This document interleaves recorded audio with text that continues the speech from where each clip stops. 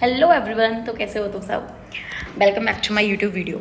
तो जो आज की वीडियो है वो उन सब स्टूडेंट्स के लिए है जो अभी 12th में हो सकते हैं, 11th में हो सकते हैं, जिनको अभी जस्ट जेई देना है, नीट देना है, ठीक है, और उन्हें नहीं पता कि हम उनको ऑर्गेनिक केमिस्ट्री कैसे पढ़नी है। तो मैं हूँ ना, मैं तुम सबकी हेल्प करूँगी और तुम सबको बताऊँगी कि तुम सब कैसे ऑर्गेनिक की प्रिपरेशन कर सकते हो। ठीक है, ऑर्गेनिक केमिस्ट्री कैसे पढ़ना है, कैसे स्टार्ट करना है, कैसे ख़त्म करना है, मैं तुम्हें सब कुछ बताऊंगी इस वीडियो में। ठीक है, तो एंड तक इस वीडियो को ज़रूर देखना।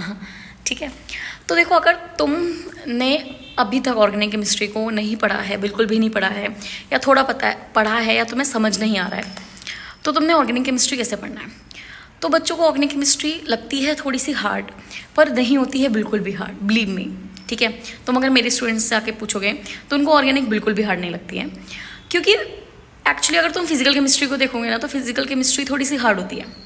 ठीक है, ऑर्गेनिक से ज़्यादा हार्ड होती है फिजिकल केमिस्ट्री, लेकिन फिर भी बच्चे बोलते हैं कि ऑर्गेनिक उनको ज़्यादा हार्ड लगती है, क्योंकि तुम्हें पता ही नहीं है कि ऑर्गेनिक पढ़नी कैसे। ऑर्गेनिक केमिस्ट्री पढ़ना बहुत ईजी होता है और समझ में भी बहुत ईजिली आ जाती है ऑर्गेनिक।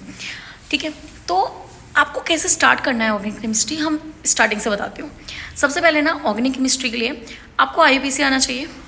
IUPAC अच्छे से आना चाहिए, मतलब 11th का जो पोर्शन है वो बहुत अच्छे से आना चाहिए।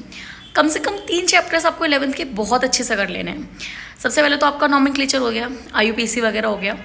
ठीक है, ये आपको बहुत अच्छे से आना चाहिए। आपको जनरल ऑर्गेनिक केमिस्ट्री यानी कि GOC तो बहुत ही ज़्यादा अच्छे से आनी चाहिए। मतलब अगर आपने 11th की GOC बहुत अच्छे से कंप्लीट करी है ना, तो बिलीव मी गाइस, 12th में कुछ भी नहीं लगेगी, बहुत ही स्मूथ चली जाएगी। तो सबसे पहले उठो, तो तुम्हें क्या करना है, उठना है और सबसे पहले GOC स्टार्ट करना है। मतलब नॉमेनक्लेचर करोगे, नॉमेनक्लेचर को बहुत ही बेसिक रखना। ऐसे आपको बहुत ज़्यादा हाई फाई जाने की जरूरत नहीं है नॉमेनक्लेचर में, बहुत बेसिक चीज़ें रख सकते हो। सबसे पहले नॉमेनक्लेचर में बहुत बेसिक सा नॉमेनक्लेचर स्टार्ट कर सकते हो, और उसके बाद फिर GOC स्टार्ट करो, चाहे आइसोमेरिज्म स्टार्ट करो, दोनों में से कोई भी चैप्टर स्टार्ट कर सकते हो। अगर GOC स्टार्ट कर रहे हो तो GOC को बहुत ही अच्छे से करना, बहुत ही ज़्यादा अच्छे से। GOC करने के बाद उसके सारे क्वेश्चंस लगा लेना, ठीक है, और फिर आइसोमेरिज्म कर लेना और उसके भी सारे क्वेश्चंस लगा लेना। अगर तुमने 11th के ये 3 चैप्टर बहुत अच्छे से कंप्लीट कर लिए ना, तो तुम्हारी जो 12th में ऑर्गेनिक होने वाली है वो बहुत ही स्मूथ जाएगी। और कुछ बच्चे क्या करते हैं ना, जंप करते हैं 12th की ऑर्गेनिक, 11th तो वो पढ़ते नहीं है, 11th तो वो मज़े मज़े में निकाल देते हैं।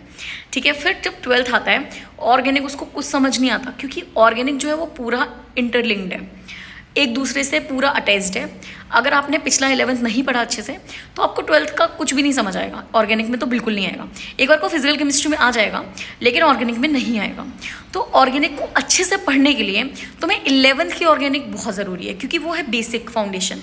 वो अगर आएगी तो 12th उसका जस्ट एप्लीकेशन है गाइस। तुम्हें बस जो तुमने सीखा है ना वहाँ पे, वो तुम्हें 12th में क्या करना है, ऐसे अप्लाई कर देना है। ठीक है, तो तुम स्टार्ट करो, पहले 11th कंप्लीट करो, ठीक है, और 11th की अच्छे से पढ़ो ऑर्गेनिक पहले, उसके बाद फिर 12th की ऑर्गेनिक पे आओ। और अगर तुम सिर्फ बोर्ड्स के लिए प्रिपेयर कर रहे हो, तो बोर्ड्स के लिए प्रिपेयर करने के लिए बहुत ही बेसिक सा GOC पढ़ो, बहुत ही बेसिक सा, ठीक है, और नॉमेनक्लेचर पढ़ो, और उसके बाद फिर सिर्फ NCERT को रीड मारो, NCERT के क्वेश्चंस लगाओ। अगर तुम सिर्फ बोर्ड के लिए हो या स्टेट बोर्ड्स के लिए कर रहे हो, तो अपने स्टेट बोर्ड्स की बुक्स लगाओ।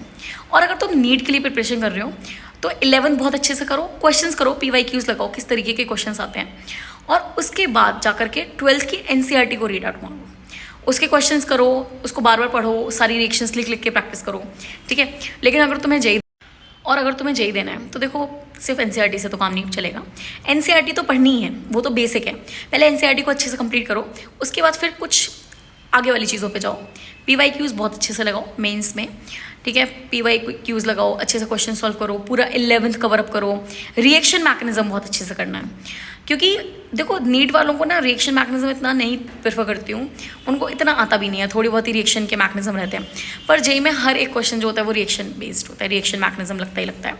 तो रिएक्शन मैकेनिज्म करना बहुत ही ज़्यादा इंपॉर्टेंट है, उसके बिना ऑर्गेनिक केमिस्ट्री मत करना। 12th की केमिस्ट्री छूना भी नहीं रिएक्शन मैकेनिज्म के बिना, क्योंकि 12th में तो सब रिएक्शन मैकेनिज्म है। तो पहले स्टार्ट करोगे GOC और isomerism, nomenclature, then you really need to do reaction mechanism first.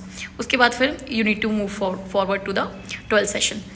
तो first complete the first 11th के chapters and then move to 12th वाले चैप्टर्स, ठीक है, इतना करो। बाकी मैं ट्राई करती हूँ कि तुम्हारे लिए कुछ बेसिक सी वीडियोज़ बनाऊँ 11th के टॉपिक पर, जैसे कि केमिकल बॉन्डिंग हो गया और आपका पीरियोडिसिटी हो गया, एक क्विक रिवीजन के लिए। तो बहुत लंबी लंबी वीडियोस नहीं होंगी, तुम लोग अपनी पढ़ाई जारी रखो। फिर जो मतलब उसमें से जो कंसाइज वे होगा ना, जो इंपॉर्टेंट चीज़ होंगी वो मैं तुम्हें प्रोवाइड करूँगी। मैं अच्छे से वीडियोज़ बनाती हूँ उनके ऊपर, and then we will do it. Okay, bye bye, best of luck. और किसी भी किसी चीज़ की ज़रूरत हो तो तुम मुझे बिल्कुल ही कमेंट सेक्शन में बता सकते हो। Bye bye.